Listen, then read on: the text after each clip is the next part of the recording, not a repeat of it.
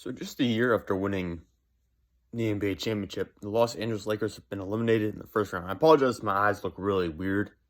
I just woke up. I'm very tired. I did not record this last night because, as I said, I'm very tired and recognized I would not be able to give you any kind of close analysis to what I'm going to do now when I was that tired. But Devin Booker, 47, 48 points, double-double, 8 3-pointers made. Absolutely been on fire here towards the back half of this playoff series. And with Chris Paul being down, being injured, even last night, Chris Paul still does not look like himself. Chris Paul as himself would have at least hit double-digit points. He didn't last night. He hasn't for several games in the series, but he's still facilitating very well. He's still getting plenty of assists, and that's really where they need him. The scoring can be picked up by a bunch of other players on this team. Even Jay Crowder hit a couple of early threes last night, so the scoring for them is fine. I think that's not going to be a concern whatsoever. And then, DeAndre Ayton didn't score many points last night, and they still were fine because Devin Booker was so good. For the Lakers, LeBron kind of clears himself a little bit of some of the issues the team's having because he did shoot 26 shots. He did almost get 30 points. So he did come close, not get triple-double, but he had a bunch of assists, a bunch of rebounds, I think 9 and 7. So he at least finished the game with some decent production, and they at least pulled within 20 points. Because for a while, it looked like it could be a 30-point blowout there. And Anthony Davis, obviously, he tried to go, but you saw him jump, or you saw him elevate. I think he was trying to elevate with Devin Booker at one point early in the first quarter, and he just pulled up, came down lame, just could not jump. And we've seen that a little bit already in the first couple minutes of the game. Every time he tried to elevate, to just push off and extend from that region, his groin just tightened up. He couldn't do it. To be fair, though, he did stick with Chris Paul initially. There was a possession where he guarded Chris Paul, forced Paul to force the ball off instead of actually getting his double jump shot, which is what Paul loves to take. So it wasn't like Anthony Davis was completely completely incapable of doing anything last night. You don't want to ever risk. I don't know if the injury could have gotten worse. I don't know what you could have done there. Obviously, if you're the Lakers, you would have liked to have had him out there, even if it's just as a decoy. I think they would have loved to have just had him on the floor. Even if he's just out there bombing 3-point shots and maybe missing all of them, I think they would have liked to have had him on the floor. But again, for a guy like Anthony Davis, if there's a possibility of re-injuring this or significantly worsening the injury, you're not going to do that because you still have hope of winning rings in the future. You still have at least one more year where you can win a championship. And I think they'll be much better next year. It's just a question of how will LeBron fully recover from this high ankle sprain. Because I honestly can't tell if it impacted him or not. He certainly didn't look like himself this playoff series. Now he's at age. Is it the high ankle sprain? Is it just the team roster? I don't really know. I think we'll find out next year. So all the kudos, all the credit to the Suns for what they've done. The Lakers, if you're looking to place blame, can you place a little bit on LeBron? Yeah, because this was one of his worst, one of his more passive playoff series that we've seen in a long time. But to be fair, only him and KCP had any interest in scoring last night. Dennis Schroeder still got some buckets, but Schroeder was highly inefficient. Schroeder, the past 2 or 3 games, has been absolutely like a black hole for the most part.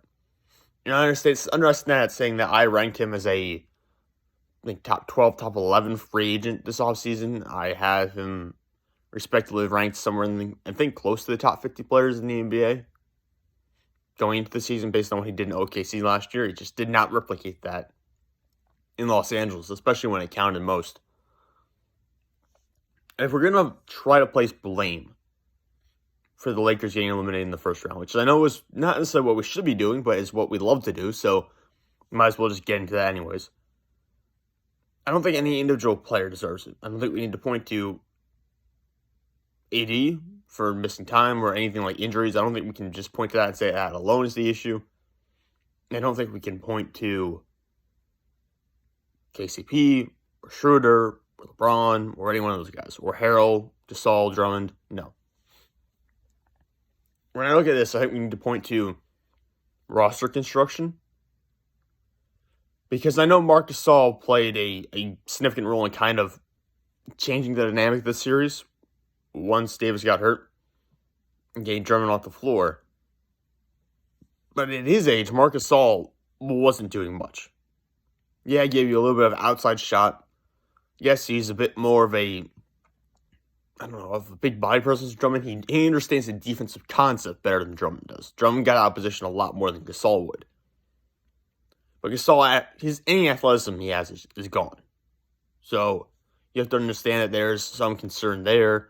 Drummond obviously being a huge issue because defensively just was not understanding where he had to be and not getting to where he had to be. Not able to stick with guards. Rim protection, there's still some natural rim protection there, but was not protecting the rim at the level you need him to, considering Anthony Davis was out. Certainly a huge step down from having JaVale McGee and Dwight Howard last year. And that's something I don't think we talk about enough, is how important JaVale McGee and Dwight Howard were. And yes, JaVale McGee belongs in that discussion because he's so naturally long and tall that he actually played a huge role in helping keep the rim safe, help keep people away from the basket, and even forcing them to make errant shots when they were close to the rim.